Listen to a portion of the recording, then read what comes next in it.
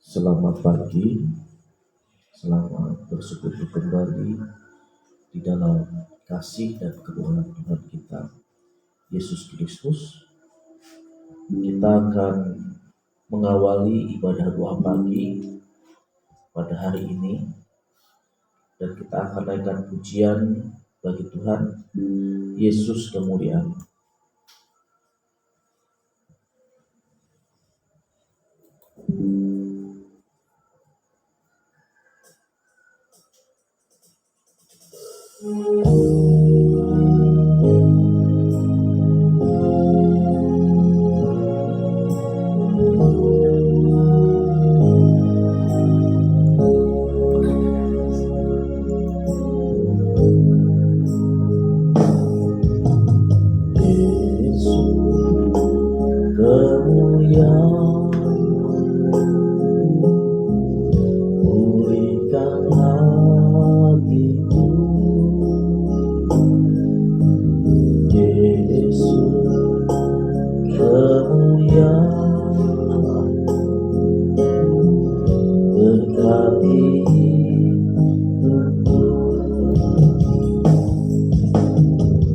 Segala pujian syukur bagimu, Kau hadir dalam hidupku. Kini ku datang sujud di hadapanmu, memujimu, menyembahmu. Yesus, ku menyembahmu.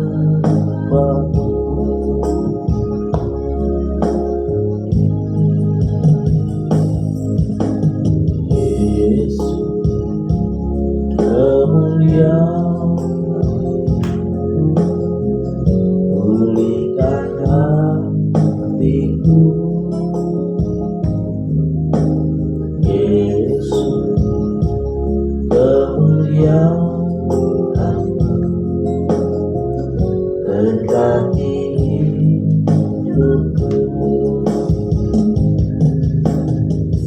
Segala pujian syukur bagimu, Kau hadir dalam hidupku. Kini ku datang sujud di hadapanmu, memujimu, menyembahmu. Yesus, ku menyembahmu. Segala pujian syukur bagimu, Kau hadir dalam hidupku. Kini ku datang sujud di hadapanmu, memujimu, menyembahmu. Yesus, ku menyembahmu. Yesus, ku menyembahmu.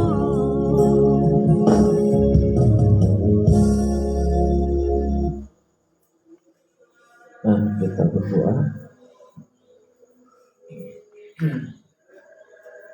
Bapa yang bertahta di dalam kerajaan surga, di dalam nama Tuhan Yesus Kristus, pada pagi hari ini Tuhan Yesus, kami datang kepadamu. Sungguh hati kami mengasihi Dia Tuhan. Sungguh hati kami rindu dan haus akan cinta-Mu ya Bapa.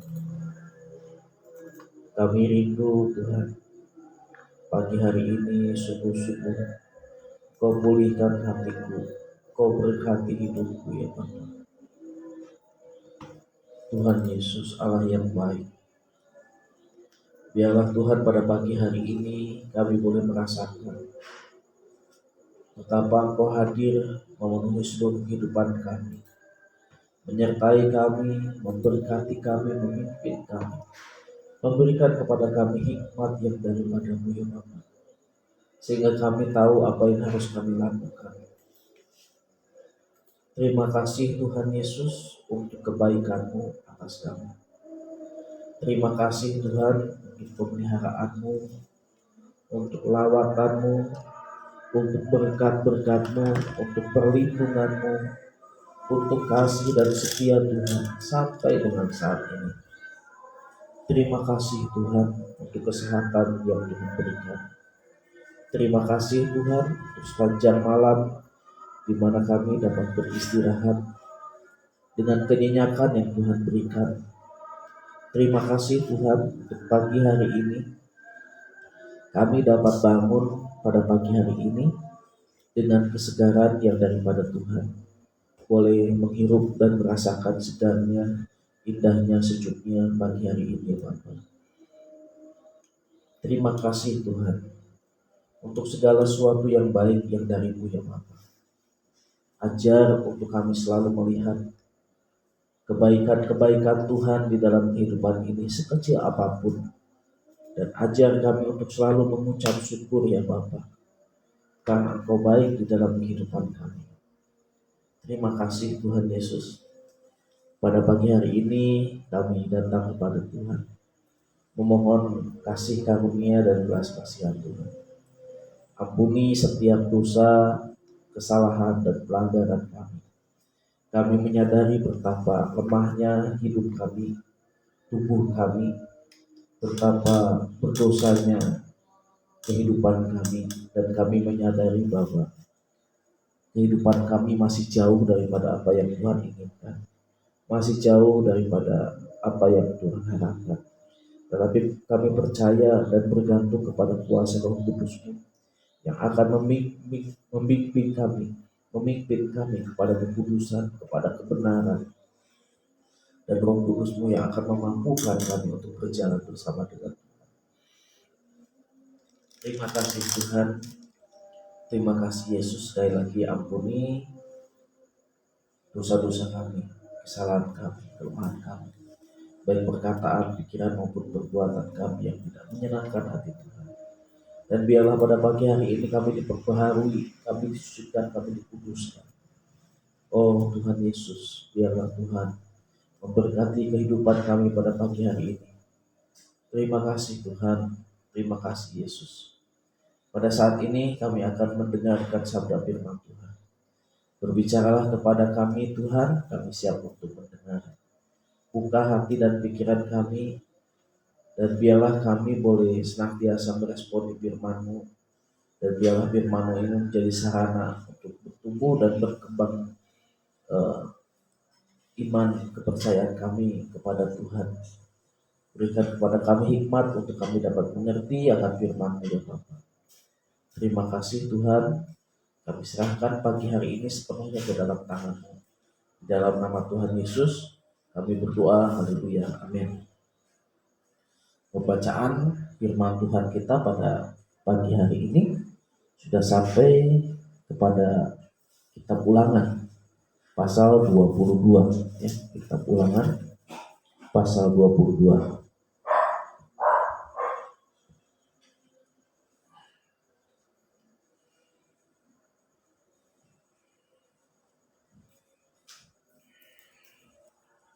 Ayat 1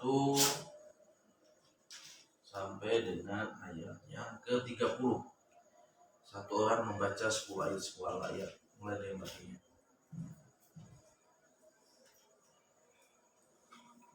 Tentang tolong menolong. Apabila engkau melihat rawat lembu atau domba saudaramu secara sesat, janganlah engkau pura-pura tidak tahu, haruslah engkau benar-benar mengembalikannya kepada saudaramu itu. Dan apabila saudaramu itu tidak tinggal dekat denganmu dan engkau tidak mengenalnya, maka haruslah engkau membawa hewan itu ke dalam rumahmu, dan haruslah itu tinggal padamu sampai saudaramu itu datang mencarinya. Kau harus mengembalikannya kepadanya. Demikianlah harus kau berbuat dengan keledainya. Demikianlah kau berbuat dengan setiap barang yang hilang dari saudaramu dan yang engkau temui, tidak boleh engkau pura-pura tidak tahu. Apabila engkau melihat keledai saudaramu atau lembunya rebah di jalan, janganlah engkau pura-pura tidak tahu. Engkau harus benar-benar menolong membangunkannya sama-sama dengan saudaramu itu. Berbagai peraturan. Seorang perempuan janganlah memakai pakaian laki-laki, dan seorang laki-laki janganlah mengenakan pakaian perempuan. Sebab setiap orang yang melakukan hal ini adalah kekejuan bagi Tuhan Allahmu. Apabila engkau menemui di jalan sarang burung di salah satu pohon atau di tanah dengan anak-anak burung atau telur-telur di dalamnya, dan induknya sedang duduk mendekap anak-anak atau telur-telur itu, maka janganlah engkau mengambil induk itu bersama-sama dengan anak-anaknya. Setidak-tidaknya induk itu haruslah kau lepaskan, tetapi anak-anaknya boleh kau ambil, maksudnya supaya baik keadaanmu dan lanjut umurmu. Apabila engkau mendirikan rumah yang baru, maka haruslah engkau memagari sotoh rumahmu, supaya jangan kau datangkan hutang darah kepada rumahmu itu apabila ada seorang jatuh dari atasnya. Janganlah kau taburi kebun anggurmu dengan dua jenis benih, supaya seluruh hasil benih yang kau taburkan dan hasil kebun anggurmu jangan menjadi milik tempat kudus. Janganlah engkau membajak dengan lembu dan keledai bersama-sama.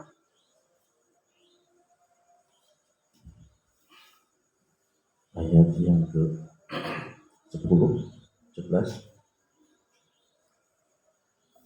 Janganlah engkau memakai pakaian yang dua jenis bahannya, yakni bulu domba dan lengan sama-sama.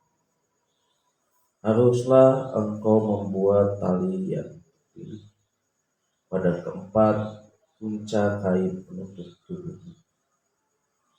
Hukum perkawinan.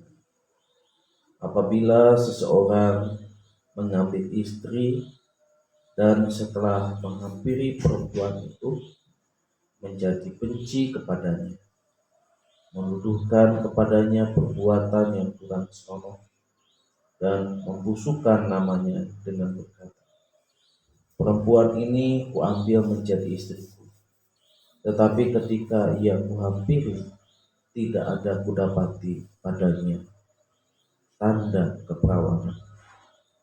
Maka haruslah ayah dan ibu gadis itu memperlihatkan tanda-tanda keperawanan gadis itu kepada para tua-tua kota di pintu gerbang.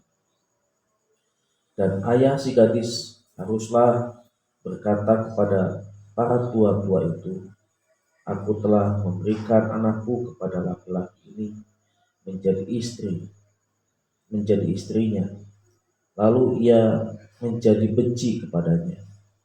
Dan ketahuilah, ia menuduhkan perbuatan yang kurang senonoh dengan berkata, tidak ada kudapati tanda-tanda keperawanan pada anakmu. Tetapi inilah tanda-tanda keperawanan anakku itu. Lalu haruslah mereka membentangkan kain itu di depan para tua-tua kota. Maka haruslah para tua-tua kota itu mengambil laki-laki itu, menghajar dia, mendenda dia 100 sikal perak, dan memberikan perak itu kepada ayah si gadis, karena laki-laki itu telah membusukkan nama seorang perawan Israel. Perempuan itu haruslah tetap menjadi istrinya selama hidupnya. Tidak boleh laki-laki itu menyuruh dia pergi. Tetapi jika tuduhan itu benar dan tidak didapati tanda-tanda keperawanan pada si gadis,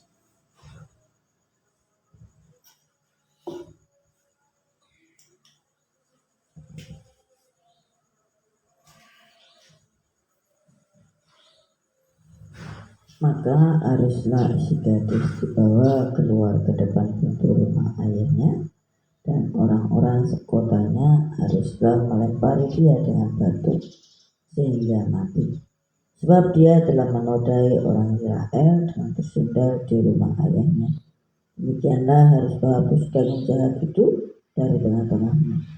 Apabila seseorang kedapatan tidur dengan seorang perempuan yang bersuami, maka haruslah keduanya dibunuh mati. Laki-laki yang telah tidur dengan perempuan itu dan perempuan itu juga, demikianlah harus kau hapuskan yang jahat itu dari antara orang Israel. Apabila ada seorang gadis yang masih perawan dan yang sudah bertunangan, jika seorang laki-laki bertemu dengan dia di kota dan tidur dengan dia, maka haruslah mereka keduanya kamu bawa keluar ke pintu gerbang kota dan kamu lempari dengan batu sehingga mati. Gadis itu, karena walaupun di kota ia tidak berteriak-teriak, dan laki-laki itu karena ia telah memperkosa istri sesamanya manusia, demikianlah harus kau hapuskan yang jahat itu dari tengah-tengahmu. Tetapi jikalau di padang laki-laki itu bertemu dengan gadis yang telah bertunangan itu, memaksa gadis itu tidur dengan dia, maka hanya laki-laki yang tidur dengan gadis itu yang harus mati. Tetapi gadis itu janganlah kau apa-apakan. Gadis itu tidak ada dosanya yang sepadan dengan hukuman mati. Sebab perkara ini sama dengan perkara seseorang yang menyerang sesamanya manusia dan membunuhnya. Sebab laki-laki itu bertemu dengan dia di padang. Walaupun gadis yang bertunangan itu berteriak-teriak, tetapi tidak ada yang datang menolongnya. Apabila seseorang bertemu dengan seorang gadis yang masih perawan dan belum bertunangan, memaksa gadis itu tidur dengan dia dan keduanya kedapatan, maka haruslah laki-laki yang sudah tidur dengan gadis itu memberikan 50 shikal perak kepada ayah gadis itu, dan gadis itu haruslah menjadi istrinya, sebab laki-laki itu telah memperkosa dia. Selama hidupnya tidak boleh laki-laki itu menyuruh dia pergi. Seorang laki-laki janganlah mengambil istri ayahnya, dan janganlah menyingkapkan punca kain ayahnya.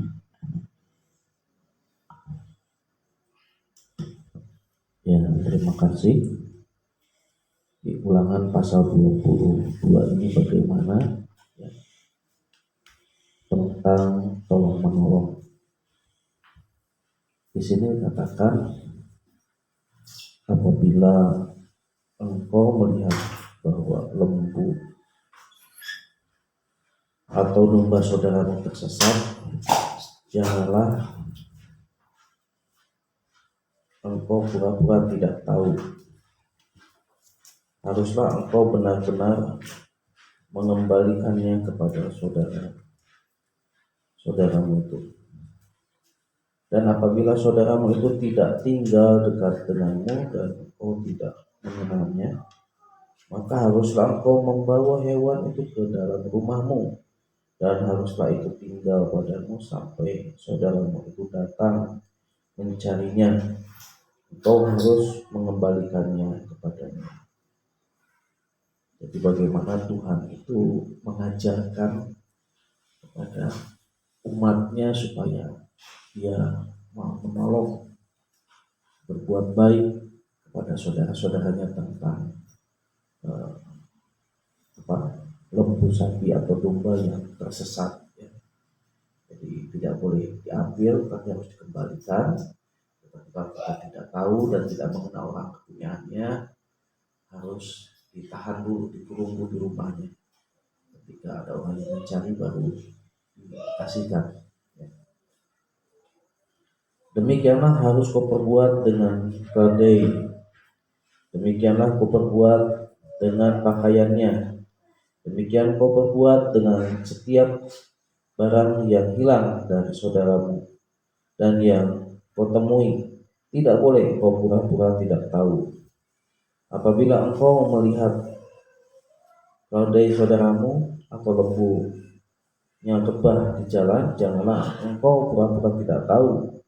Engkau harus benar-benar menolong, membangunkannya bersama-sama dengan saudaramu itu.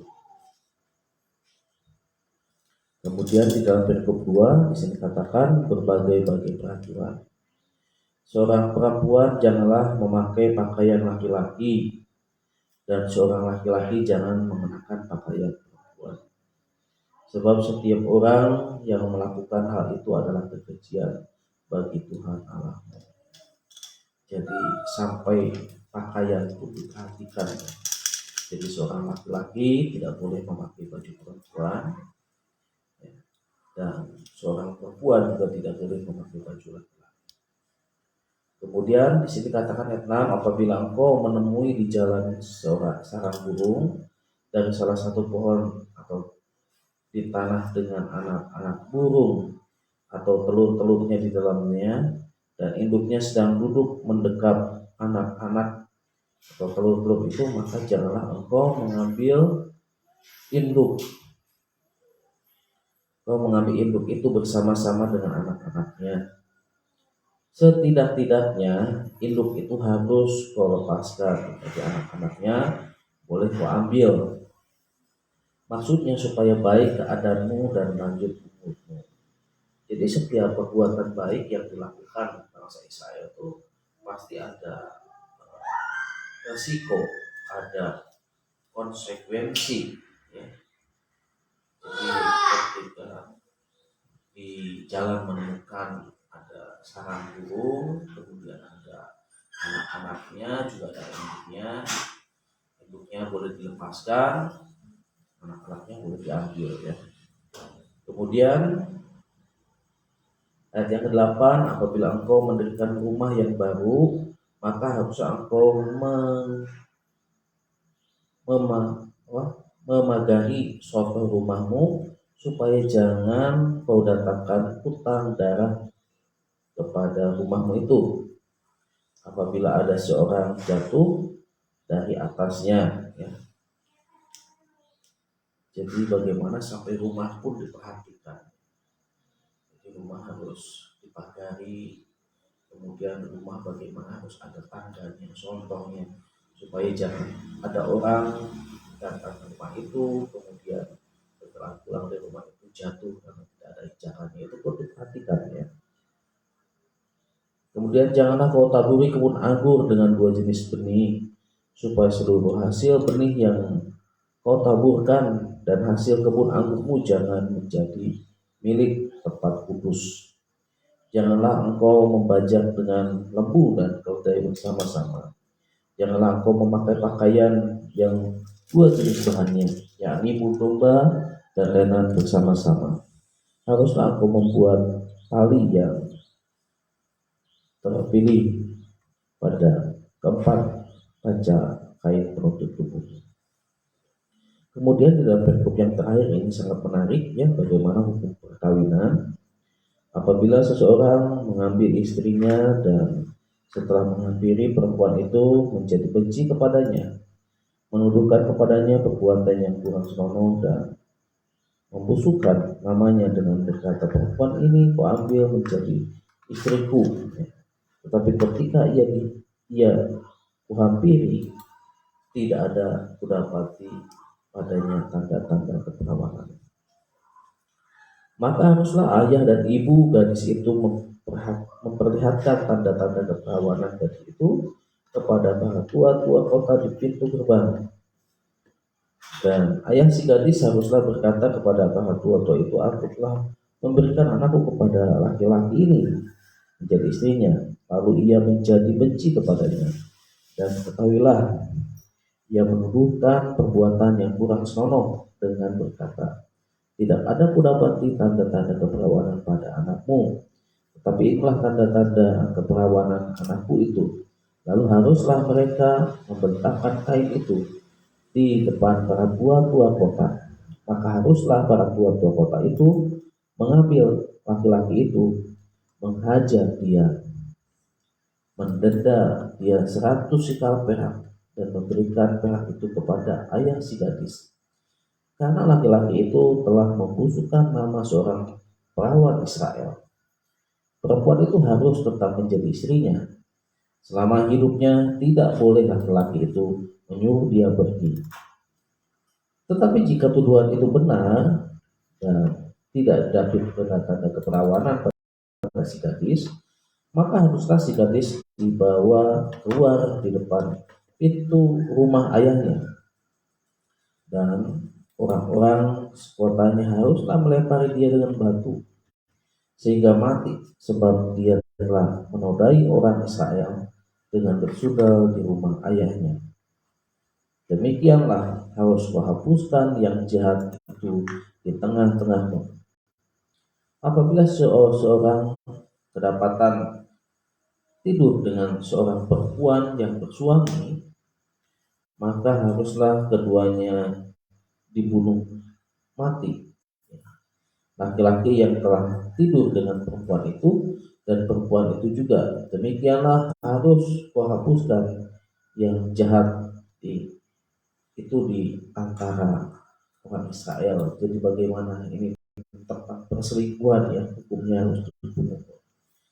Kemudian ayat 23, apabila ada seorang gadis yang masih perawan dan yang sudah bertunangan, jika seorang laki-laki bertemu dengan dia di kota dan tidur dengan dia, maka haruslah mereka keduanya kamu bawa eh, keluar ke pintu gerbang kota dan kamu lempari dengan batu sehingga mati. Gadis itu karena walaupun di kota ia tidak berteriak-teriak, dan laki-laki itu karena ia telah memperkosa istri sesamanya manusia. Demikian harus kau hapuskan yang jahat itu dari tengah-tengahmu. Tetapi jikalau di padang laki-laki itu bertemu dengan gadis yang telah bertunangan itu, memaksa gadis itu tidur dengan dia, maka hanyalah laki-laki yang tidur dengan gadis itu yang harus mati. Tetapi gadis itu janganlah apa-apakan. Gadis itu tidak ada dosanya yang sepadan dengan hukuman mati. Sebab perkara ini sama dengan perkara seorang yang menyerang sesama manusia dan membunuhnya. Sebab laki-laki bertemu dengan dia di padang, walaupun gadis yang bertunangan itu berteriak-teriak, tetapi tidak ada yang datang menolongnya. Jadi bagaimana pemerkosaan pun dilakukan kalau gadis itu berteriak-teriak meminta pertolongan, ya berarti yang bersalah laki-lakinya ya, yang harus dihukum mati. Apabila seorang bertemu dengan seorang gadis yang masih perawan dan belum bertunangan, memaksa gadis itu tidur dengan dia dan keduanya kedapatan, maka haruslah laki-laki yang sudah tidur dengan gadis itu memberikan 50 sikap perak kepada ayah gadis itu, dan gadis itu harus menjadi istrinya, sebab laki-laki itu telah memperkosa dia. Selama hidupnya tidak boleh laki-laki itu menyuruh dia pergi. Seorang laki-laki janganlah mengambil istri ayahnya, dan jangan menyingkapkan panca kain ayah.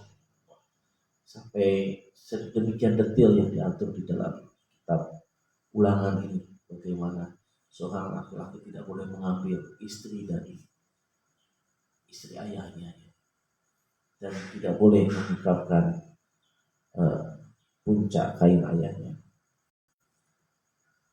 Jadi kita bisa melihat, mendengar apa yang Tuhan ajarkan kepada bangsa Israel, bagaimana mereka harus hidup di dalam tolong menolong ya, dan juga bagaimana mereka harus berpakaian dengan baik sesuai dengan firman Tuhan, juga bagaimana mereka diajarkan tentang hukum perkawinan. Luar biasa, sangat menarik. Biarlah firman Tuhan ini boleh menjadi berkat kita semua. Dan selanjutnya saya serahkan ke Bu Mary.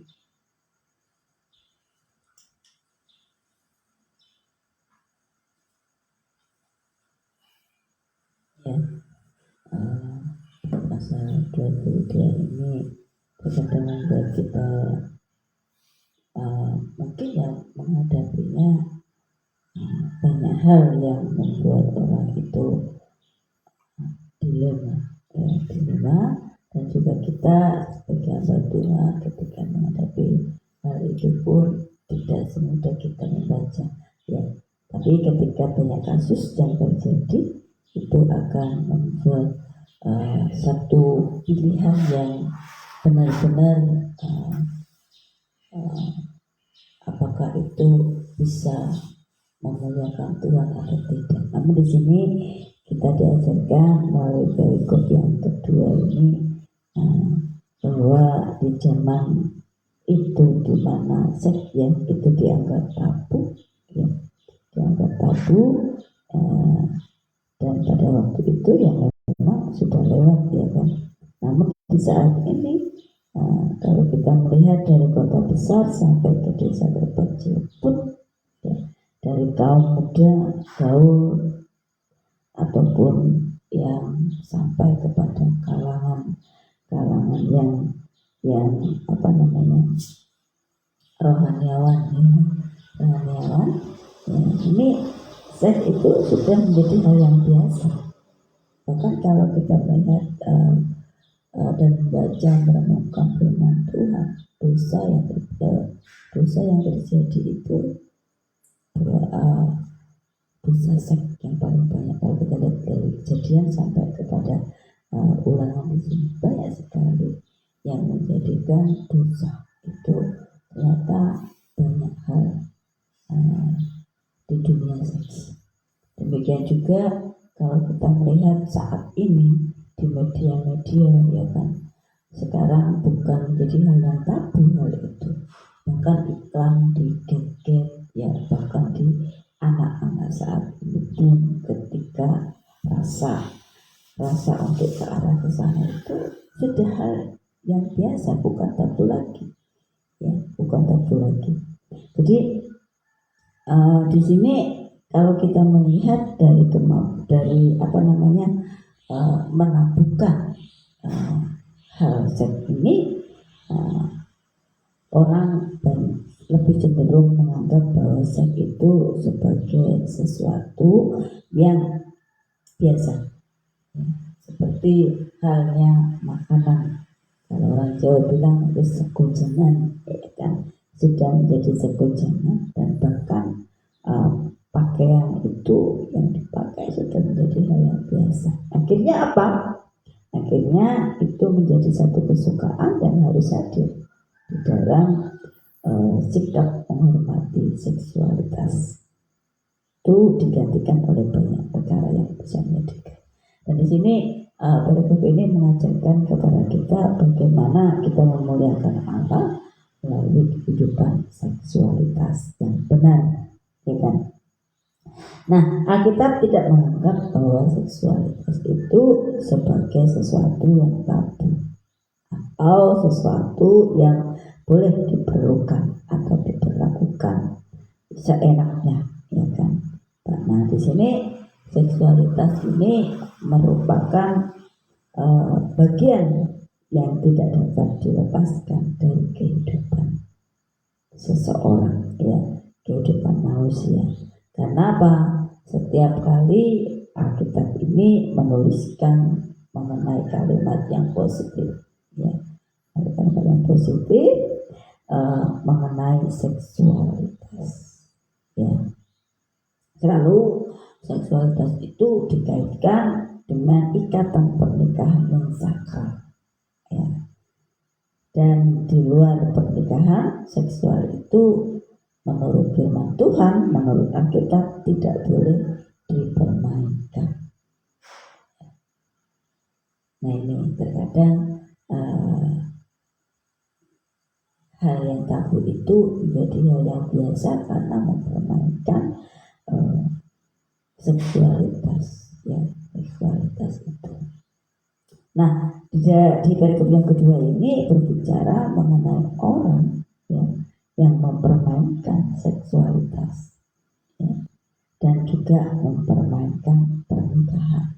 Pertama, orang itu memfitnah, ya, memfitnah keperawanan istri, ya kan, yang ia nikahi, ya. Terkadang kalau kita berbicara keperawanan itu tidak bisa saklek ya kan, karena banyak hal yang terjadi ya, banyak hal yang terjadi yang melatar belakangi perempuan itu menjadi tidak perawan ya. Kalau zaman dulu dilihatnya ketika sudah dinikahi, oh ternyata tidak perawan, harus diceraikan. Tapi kalau zaman sekarang semakin berkembang, kita harus melihat ketidakperawanan itu karena apa? Diperkosa kah, ya kan? Atau kecelakaan kah, sehingga mengakibatkan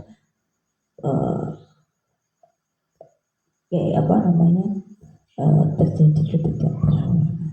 Jadi ada banyak hal yang harus dipelajari. Namun di sini kita belajar bahwa bukan masalah latar belakangnya itu, tetapi berbicara mengenai keperawanan istri yang sedang dinikahi ini ada kata fitnah.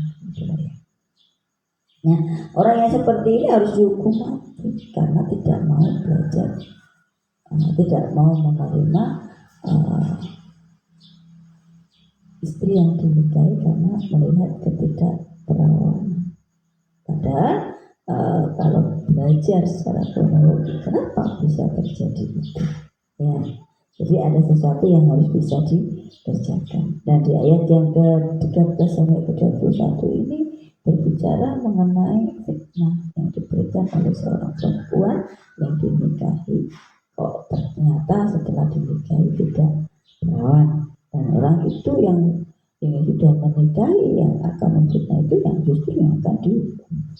Nah, demikian juga mengenai mereka yang melakukan seks tanpa ikatan pernikahan, ya, misalnya pemerkosaan, ya, misalnya juga kalau saat ini dan saat dulu itu bisa dikenal dengan istilah kumpul-kumpul, ya kan, dengan istilah seperti itu harus dihukum, ya, harus dihukum.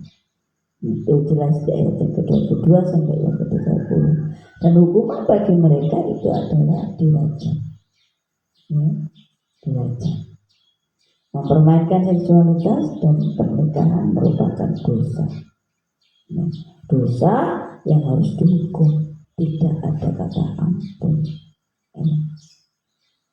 Nah, di tengah-tengah kehidupan modern ini yang tidak lagi menghargai seksualitas, apakah itu berbicara mengenai menahan atau mengumbar seksualitas di dalam pernikahan yang didirikan oleh Allah, ya, oleh Allah itu sendiri, maka kita ini dipanggil, ya, dipanggil oleh Allah untuk apa? Untuk memberikan keteladanan, ya, teladan di dalam masalah seksualitas, ya. Setelah kita melihat bagaimana orang itu tidak menghargai seksualitas sebagai pribadi yang telah dipanggil oleh Allah menjadi duta yang Allah dan harus menjadi teladan, maka di sini kita dipanggil untuk tidak mempermainkan, ya, tidak mempermainkan seksualitas. Sebagai keluarga kita ini dipanggil untuk menghormati pernikahan. Jadi di sini perlu kita menghormati pernikahan, ya. Jadi melihat bahkan melirik aja, ya, sehingga menciptakan membuat adrenalin naik itu sudah berdosa, ya, di hadapan Tuhan. Karena itu yang akan membuat kita keluar dari menghormati pernikahan. Jadi di sini jelas bahwa Allah ingin kita hidup berlaku suci, ya, di kudus di dalam keseluruhan aspek kehidupan kita. Kenapa kita dipanggil untuk menghayati seksualitas itu indah dan kudus, ya, di hadapan Allah, tapi mengikuti aturan Allah, ya. Seksualitas yang memuliakan Allah adalah seksualitas di dalam ranah ketika kita sedang menjalani pernikahan, ya. Di luar itu kita sudah jauh dari Allah, apalagi kumpul kebo, apalagi pemerkosaan, ya kan? Apalagi kalau sekarang banyak sekali gadget yang menawarkan, dan tidak hanya menawarkan, yang itu membuat kita terpancing untuk menonton atau tidak. Nanti itu ada iklan yang akan keluar, ya kan? Meskipun pornografi itu sudah di sudah di-cut oleh pemerintah kita, tetapi tetap aja keluar, ya. Di iklan apa aja, game anak-anak pun keluar tuh, ya kan? Di Google itu ketika kita mau searching sesuatu, ya kan, itu sudah ada di aplikasi di bawahnya itu keluar seperti itu. Jadi pornografi itu suatu hal yang biasa, tidak tabu lagi, ya. Jadi munafik ketika orang berbicara pornografi itu tabu dan tidak boleh. Nah, hal yang biasa, anak-anak aja sudah bisa mengetahui, sudah bisa merasakan. Kenapa? Bukan hal yang tabu lagi. Karena itu tugas kita sebagai orang tua, tugas kita sebagai umat Allah yang telah ditebus oleh Allah, mari ajarkan kepada mereka, jadi teladan bagi mereka bahwa seksualitas itu boleh dikerjakan asal tidak ada pernikahan, ya. Ketika belum, apakah tidak boleh mengetahui? Boleh mengetahui, boleh belajar, ya kan? Boleh belajar, tapi tidak boleh menghidupinya, apalagi menerawang itu sampai terangsang, dan itulah yang akan menjadikan dosa yang besar, ya. Demikianlah kita sebagai umat Allah, mari kita berlaku suci di dalam keseluruhan aspek kehidupan kita, belajar hidup terus, ya. Apakah kita sempurna? Tidak. Manusia tidak ada yang sempurna, tetapi keinginan belajar untuk hidup serupa dengan Allah itu akan terus hidup di dalam kehidupan kita asal kita mau, ya. Jatuh bangun hal yang wajar, tapi kita terus bergantung kepada Allah, itu yang penting, ya. Sehingga kita tidak terus terjerumus di dalam dosa seks, ya. Amin.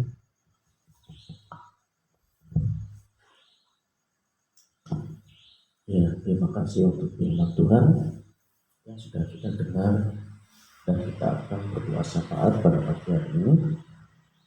Kita akan berdoa untuk kegiatan hari ini, ya, supaya setiap aktivitas yang akan kita lakukan boleh berjalan dengan baik, baik dari acara Lombok Selatan, persekutuan doa Rabu maupun rapat majelis. Kita doakan semuanya. Besok kita juga akan melayani di GKI Semarang, tiap bulan menolong, memberkati, dan juga besok Minggu melayani juga di tempat ini, kebaktian umum. Kita juga doakan biar Tuhan memberikan hikmat untuk menyampaikan apa yang menjadi isi hatinya kepada sidang jemaat tempat ini. Juga kita berdoa untuk kegiatan-kegiatan lain, ya, untuk proses kependetaan. Kita tetap doakan untuk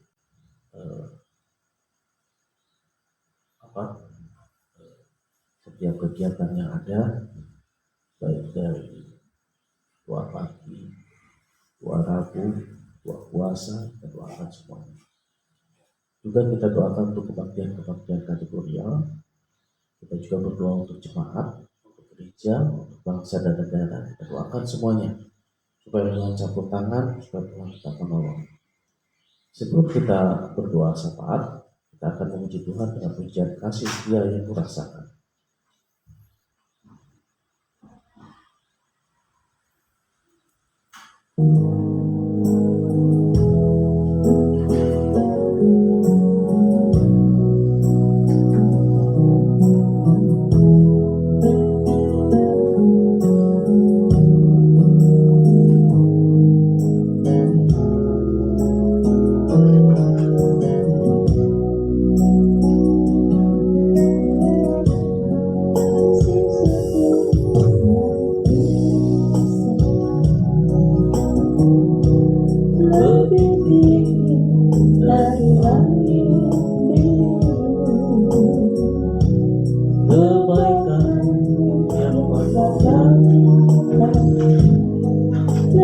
alam dari lautan.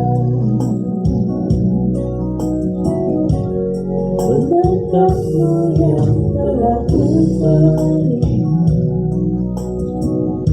sempat membuatku terpesona.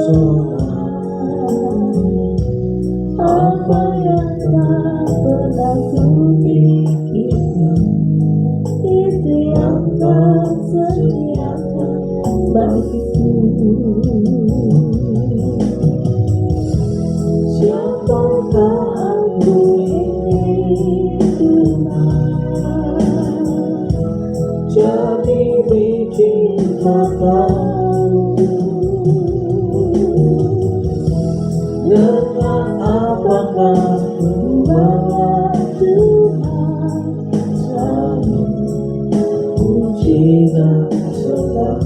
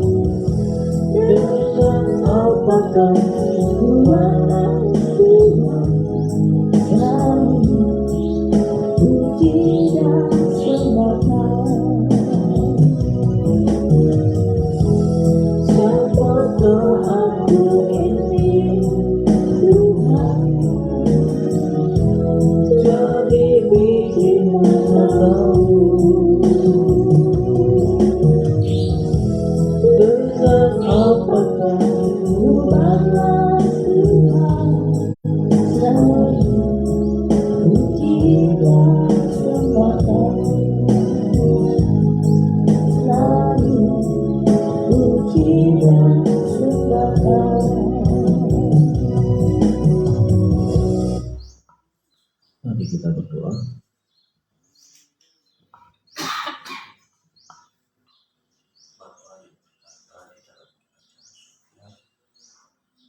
Di dalam nama Tuhan Yesus Kristus, pada pagi hari ini Tuhan, kami menyerahkan sepenuhnya keberadaan hidup kami kepada-Mu.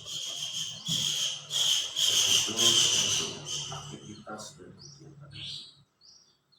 Biarlah Tuhan menolong, Tuhan memberkati, sehingga kegiatan pelantikan Bangsa Selatan boleh berjalan dengan lancar, dan semua orang yang hadir boleh bersuka cita. Dan kami merindukan melalui kegiatan Bangsa Selatan ini, nama Tuhan dimuliakan di wilayah Bangsa Selatan ini.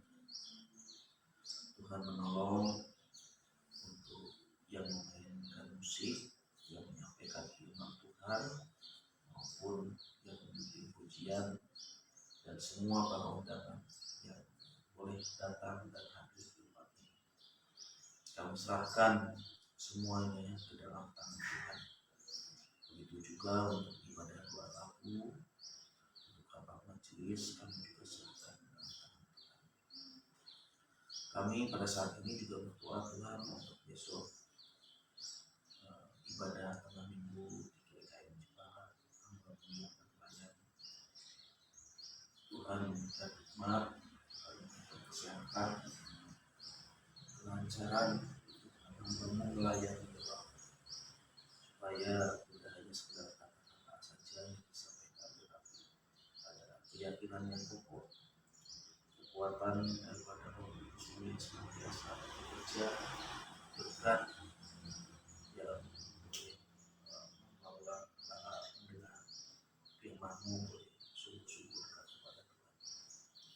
Kami juga berdoa untuk ibadah Ibu, Tuhan Ibu menolong, Tuhan memberkati hamba yang akan menyampaikan firman supaya segala sesuatunya boleh berjalan dengan baik, dengan lancar oleh karena pertolongan Tuhan.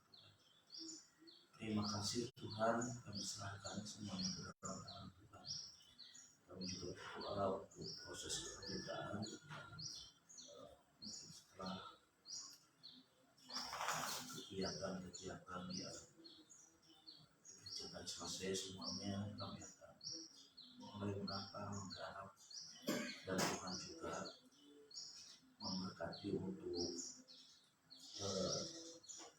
proses dari PDM Pendeta 2 tahun ini supaya tepat dan semuanya dapat berjalan lancar. Terima kasih Tuhan Yesus.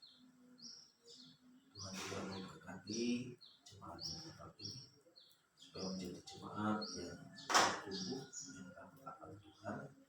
Begitu juga hamba Tuhan majelis dan ketua komisi tempat ini mohon jamahan kepada Tuhan, semuanya boleh mengalami satu kebangunan rohani di mana mereka mau melayani Tuhan dengan segala keberadaan mereka.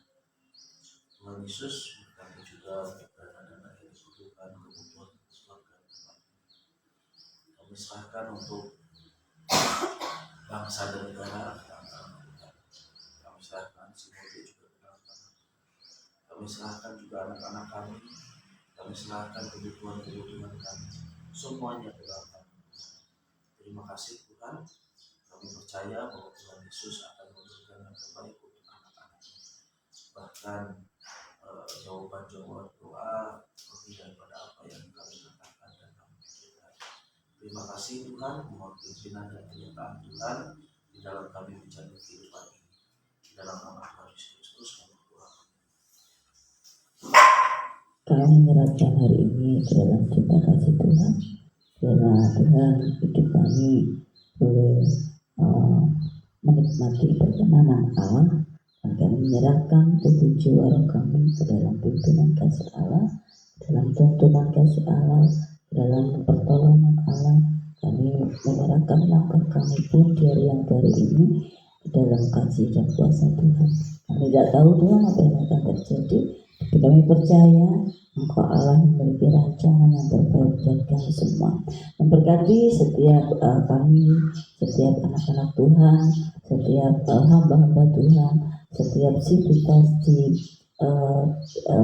akademi, setiap bangsa kami, setiap pemerintahan kami, setiap Tuhan Yesus kehidupan kemasyarakatan di negeri kami. Kami serahkan semua dengan berbagai macam problematika. Kami percaya Tuhan mempunyai master plan terbaik, bagaimana cara Tuhan menolong mereka, bagaimana cara Tuhan mengasihi mereka, bagaimana cara Tuhan membuat mereka memiliki rasa jerah di hadapan Tuhan. Kami serahkan semuanya, segala aspek kehidupan di bumi ini ke dalam tangan kasih Tuhan. Jiwa-jiwa yang belum mengenal Tuhan, Tuhan kami rindu Engkau pakai setiap anak-anak Tuhan menjadi duta-dutanya Allah untuk membawa jiwa-jiwa yang belum mengenal Tuhan itu mengenal Tuhan lebih dalam lagi, mengenal Tuhan, cinta bahwa Tuhan memiliki cinta yang terbesar yang tiada tandingannya Bapa, sehingga mereka boleh buka hati untuk Engkau menerima hadirat Allah. Bapak yang baik, kami serahkan kehidupan kami dari yang baru, jemaat Tuhan yang ada di perjalanan pun kami serahkan mereka, baik mereka yang di Sawang, baik mereka yang di Memiling, mereka yang ada di Cengkir, mereka yang ada di Kudus, di Mayong, demikian juga mereka yang ada di Purwokerto, di Sengon, di Pulau Darat, di Benang, demikian juga di Gang Rahayu, di Bundaran, Bukit Tinggi, Beja, dan juga di Troso, di Langgeng. Tuhan, tahunan juga kami serahkan kasih-Mu, di bau dan di batin, biarlah mereka boleh tetap berharap penuh mengandalkan Tuhan sebagai Tuhan dan Juru Selamat mereka dalam aspek kehidupan mereka. Jika mereka berpegang erat kepada firman-Mu, rajin bersekutu kepada Tuhan, rajin berdoa, rajin mengucap syukur, rajin menghidupi firman Tuhan, saya percaya Tuhan akan membuat kehidupan mereka bersuka cita. Apapun keadaannya, mereka tetap bersyukur karena mereka menikmati kehidupan untuk selalu menyenangkan hati Tuhan, karena Tuhan lebih dulu menyenangkan kami semuanya. Dalam kasih-Mu Yesus, kami serahkan hari ini ke depan ke dalam cinta kasih Allah. Haleluya. Amin.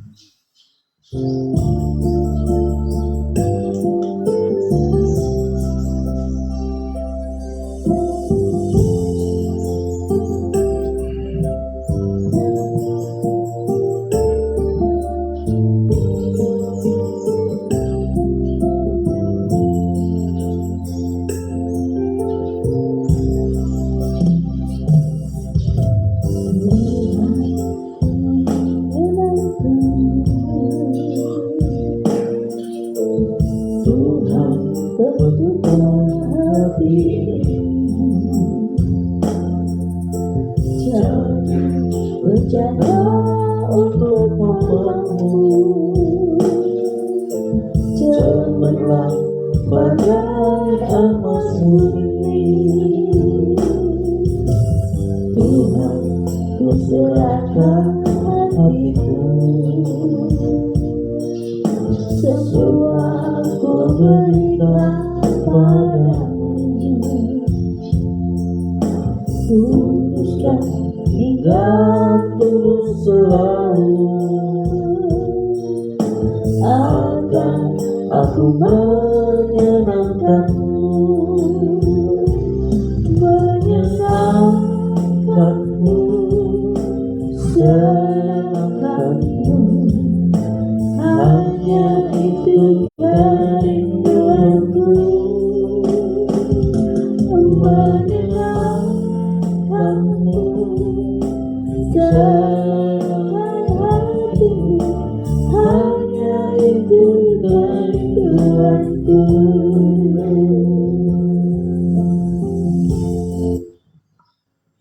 Ibadah doa pagi selesai. Selamat menjalani aktivitas. Tuhan Yesus beserta dengan kita.